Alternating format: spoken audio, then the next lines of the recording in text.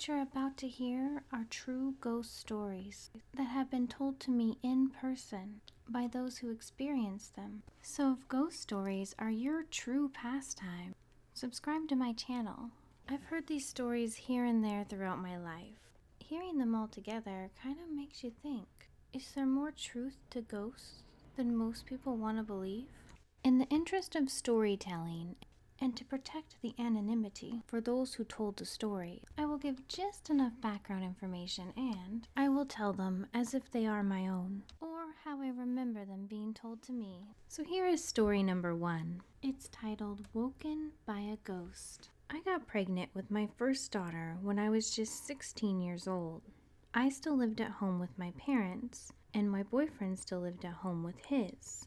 But he tried his best to provide how he could at his age, and he would come over every day and visit us.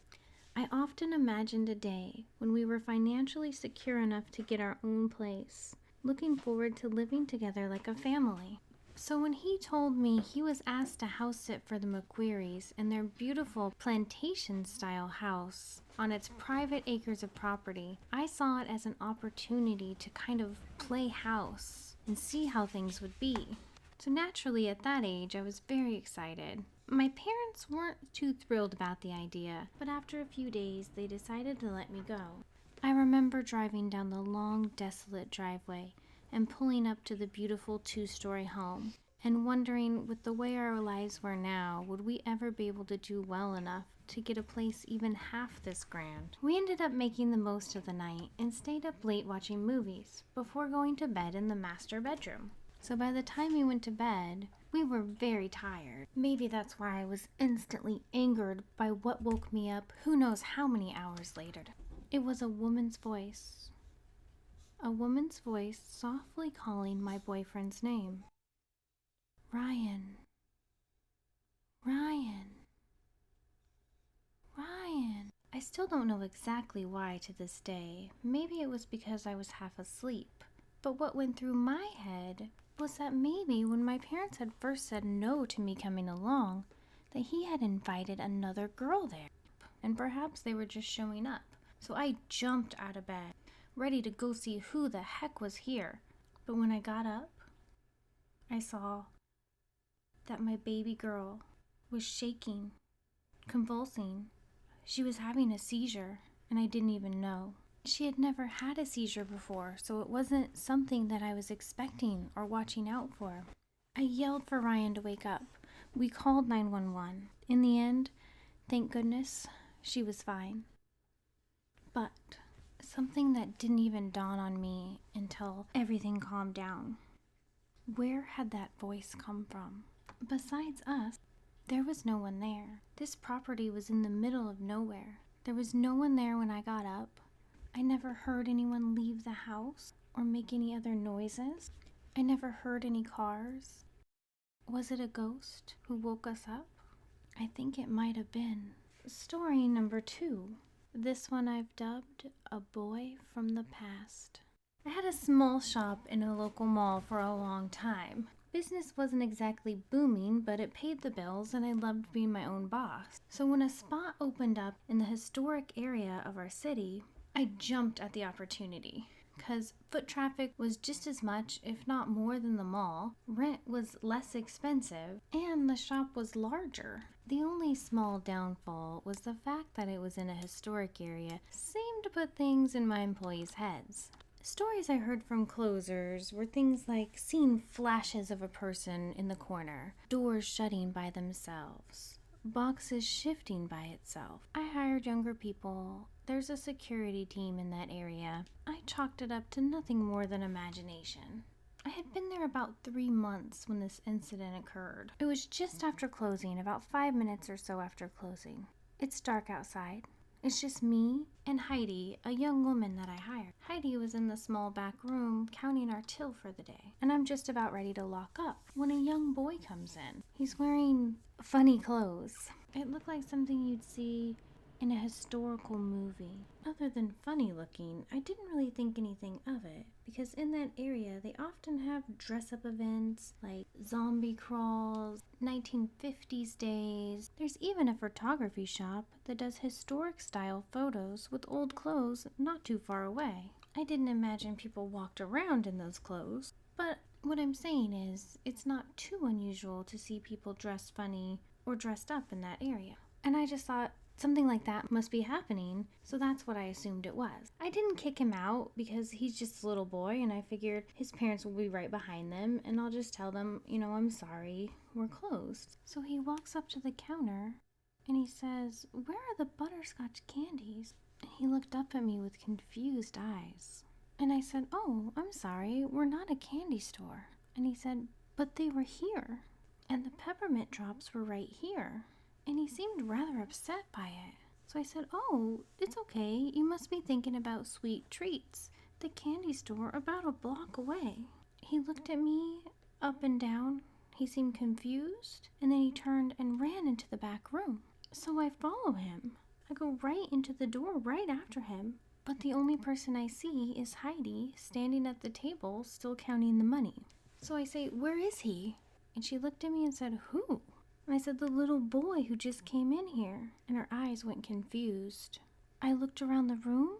I thought maybe he was hiding, but there really wasn't anywhere to hide. It was a small room. There's maybe one table to look under, one box to look behind. But still, I looked. That's how sure I was that I saw him and that he went in there. I didn't want to accidentally end up locking a little kid in the store. Nothing. I even waited a few minutes in case a parent came looking for their child. And I was a little shook up by this for some reason. So in the end, I had to assume he got past me somehow, snuck out, ran the other way. Kids can be crazy. Well, it was about 4 months later or so that a very talkative elderly gentleman came in. And in the course of our long conversation, he started talking about the history of the area we were in. And I knew a little bit about it. I knew it was a historic area, and I figured it was built in the mid-1900s. But the gentleman, who seemed to know a lot more than me and was quite the history buff, told me that way back in the 1800s, this area was a storefront as well. And there were quite a few shops here, including a candy store. But the stores burned down in a tragic fire that also claimed the lives of some people. As silly as it sounds, when he said this, I got an immediate eerie feeling. I couldn't help but wonder if the little boy I saw was actually the ghost of a tragic victim of that fire so long ago. And perhaps my employees' stories were more than just stories. Our third story will be told from the perspective of an eyewitness. I like to call it the picky eater. So this is the only time I've experienced a ghost, and it wasn't even my ghost per se. So back when I made friends with my neighbor Erica, she had just moved in back then, and you've never met her, so let me tell you a little bit about her so this makes sense. She's totally a keeping up with the Joneses type, and there's nothing wrong with that. She's a lovely woman. We're still friends. I'm just saying that she's the type that it seems like appearances are very important to her. The type that gets a new luxury car every year, gets her hair professionally done, her nails professionally done, that kind of thing. So you get a kind of impression about a person. So when I was over at her house for dinner one time, back when she had just moved in, I have to admit I was more than a little surprised when she just all of a sudden started talking about a ghost. Her ghost is what she called it. She gave it a name, Georgia.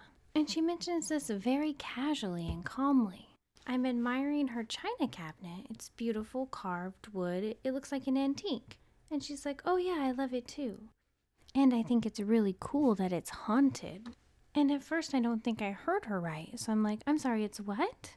And she says, "Oh, it's haunted." And she goes on to explain that when she cooks, especially breakfast, that it's not uncommon that when she goes into the dining room, all these cabinet doors and drawers on this nice china hutch will be open, and napkins or a tablecloth or some other table decor will be pulled out or moved around or something like that. And she says that's Georgia's way of picking out the decorations, that she likes to be involved with breakfast. And that's why she thinks she's a woman, and that's why she gave her the name Georgia. It's apparently related to this China hutch because it happened at her old house and it happens at her new house. I didn't really know how to react. To be honest, I was kind of halfway waiting for her to start laughing, but she never did. She just said this very matter-of-factly. It was an entertaining story. No big deal. Well, one morning I was going to go over to her house very early. It was Black Friday, actually, and she knew I was used to getting up very early for work anyway. And she thought I'd be a great partner for an early breakfast and a long day shopping. So I was over there about 4 a.m., and she was already cooking breakfast. After a little while of talking, she asked me to set the table, and she said she kept her plates in the china hutch in the dining room. And at that time, I wasn't even thinking about her story about the ghost. So I set the table. I noticed she had several choices of napkins and tablecloths in there, so I just picked the yellow ones. I'm not really good at this stuff. It's like 4:30 in the morning. What do you expect from me? So I go back in the kitchen, and we're laughing, and we're making jokes, just normal stuff, friendly neighbor stuff. And she's just finishing up cooking. She's putting the food on a platter to take into the dining room. And I'm carrying something. I don't remember what, but I'm helping her out. And we walk into the dining room, and we're like in the middle of a laugh. I remember this moment. And then I see what has happened in there. You have to remember that we are the only two people in this house. And we've been together in the kitchen ever since I set the dining table. Lo and behold, just like she said, the glass doors were open to the china hutch, the two drawers were pulled out, the bottom two cabinets were open, and a blue and white floral tablecloth was kind of halfway dragged out. And to boot, the plates that I had nicely laid out on the table, because I know she takes that stuff seriously, they were kind of pushed around, disorganized. And the really funny thing is, I never heard anything. The dining room is right next to the kitchen. And she just laughs, not like a ha-ha funny this is a joke laugh, just like a knowing giggle. And she's like, oh, I'm so glad you got to meet Georgia. Some people think I'm crazy. My jaw was on the floor. But Erica is just very calmly fixing the table. And when she sees my face, she says, oh, don't worry. Georgia's a nice ghost. I promise. If it had been anyone else, I would have just automatically assumed they were playing a joke on me. But with her, I didn't even know how to react. In fact, to this day, I have never asked her if it was a joke or not, because I know she's the type of person that would take offense to that. She's never done any other practical jokes or anything similar to that. And this was years ago. We're still friends to this day. You think by now she would have confessed if it wasn't real. But I tell you one thing, I don't go over there for breakfast anymore. Story number 4. I'll call this one the final goodbye. One night, I go to bed, average night, work day the next day, and I don't know what time it was, but I hear a tapping on my window. I'm not scared. I know all of my neighbors were good friends. It's not uncommon for them to come over, even at night, especially if they've had a few drinks. But it does wake me up. So I go to the window, and there is my friend Fern, who I actually haven't spoke to in a couple of months. And she says, come outside. I want to talk to you. I said, you can come inside. And she's like, no, come outside. I really have to talk to you. So I go outside on the porch, and I'm kind of shivering in the night air after getting out of my nice warm bed. I'm like, are you sure you don't want to come inside? I'm thinking she just has to tell me something really quick, and I'm kind of worried about what it is. And she has this strangely peaceful smile on her face. I can't really explain it. Just calm, peaceful smile. And she goes, no, I can't go inside. I just wanted to come and say goodbye to you. And I'm like, goodbye? Where are you going? And she doesn't answer me. She just gives me a hug and says goodbye. And she starts walking down the road. I've lived in this neighborhood my whole life, so I know these roads like the back of my hand. It's not a busy neighborhood at all.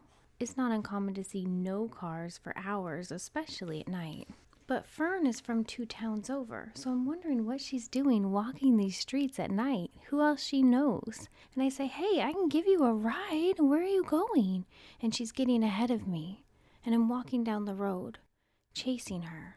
And the further I go, the darker and darker it gets until I'm really, really creeped out. I can hear her footsteps, but I can't catch up to her, and it's getting so dark that I don't want to continue, even though I've always felt like I could walk those roads blindfolded. It's just something about this darkness that's so definite, so dense. I feel like I cannot go in it, even if I wanted to. And she keeps going. And so I call to her. I say, come back, because I'm getting scared at this point, and I don't want to be alone.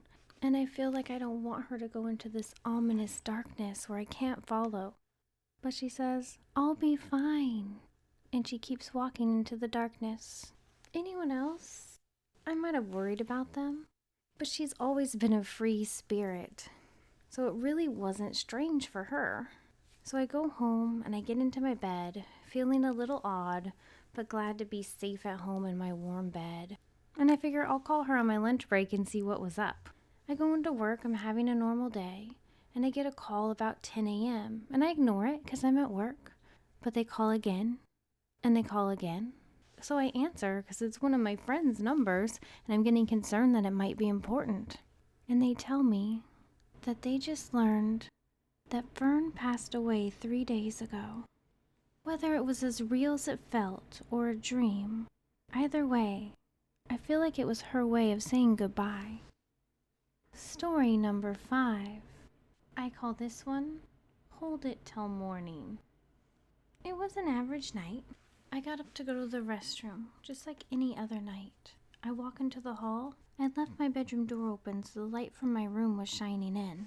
And that's when I got the fright of my life. I swear, standing there plain as day was Paige. I recognized her immediately. She looked just like I remembered her. I hadn't seen her in 30 years or so, since back when she used to live in this house. Paige was my husband's youngest sister that passed away in a tragic car accident a year or so before we got married. Story number 6. I'll call this one The Nighttime Creeper.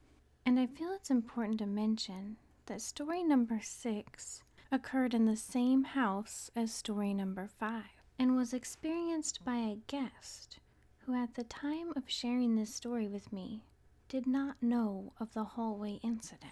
Story number 6 begins now. So I'm really glad that Janice and Earl let me stay with them for those few months while I was fighting with my parents back when I was 19. You know how they can be. But I hope I never have to sleep in that house again. It gave me the heebie-jeebies. So they let me stay in that back room, the one that got added on to the house and is away from the other bedrooms. And I work swing shift, so by the time I got there, everyone in the house was asleep and it was already dark. Sometimes Janice couldn't sleep and she'd get up in the middle of the night and we'd have good conversations. And that was nice because other than that, it was kind of boring. With my schedule, I was never really there during anyone's normal wake hours. And I didn't know anyone else in this town. So I usually just sat in my room and watched TV. And at first I thought the wiring was bad because this kind of stuff happened all the time. The TV would shut off, the lights would turn off, and then maybe turn back on again a couple seconds later, maybe not. Sometimes the lights would flicker, sometimes the radio in the corner would turn on sporadically. But what turned it in my mind from a wiring issue to something creepy was the footsteps and the doors opening. I started noticing those later. So imagine this. The lights would turn out, the TV would flicker off, and then I'd hear light, creaking footsteps in the dark. Usually just long enough to make my heart pound out of my chest, and then the lights would flicker back on, and there'd be no one there. I'm being honest right now. I can't even tell you the number of times I heard the bathroom door open. It has a unique creak. I know what it sounds like. I'm not crazy, for goodness sake. It's the bathroom inside my room. There was no one else there. It got so bad that I would sleep with the covers over my head.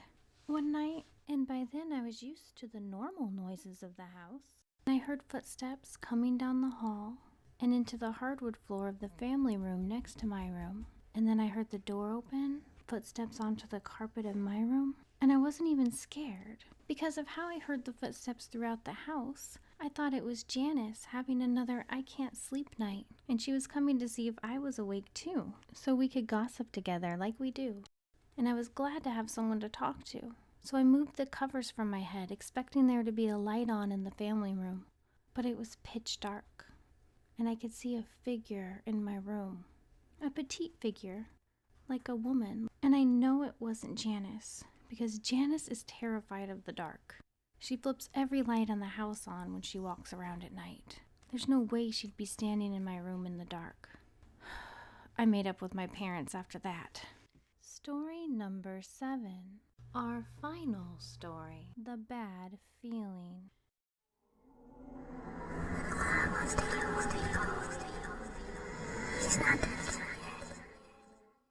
You know, I'd never say I believe in ghosts, but back when I moved out with Sally, in that little house on the edge of town, there was something strange going on there. I didn't like being there alone. I can say that much. Something about the bathroom. It gave me almighty heebie-jeebies when I was in there. I couldn't really explain it. It just felt like a bad energy, like at any moment something was gonna reach out and touch me. And if I did believe in ghosts, I wouldn't say I'd be scared of them. It'd be mighty interesting besides. But whatever was in there had a real bad energy, something I did not want to be around.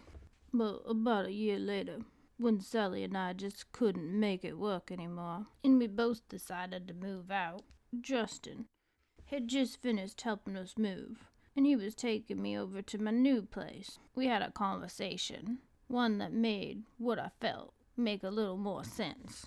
He said, "Daniel, I didn't want to tell you this when you and Sally was living there, but I knew Mr. Woodward, the man who used to live there. I don't know what was going on in his life, but he committed suicide. And I said, that's a heap of sad. I don't think he had no one to look after him, or to be looked after by.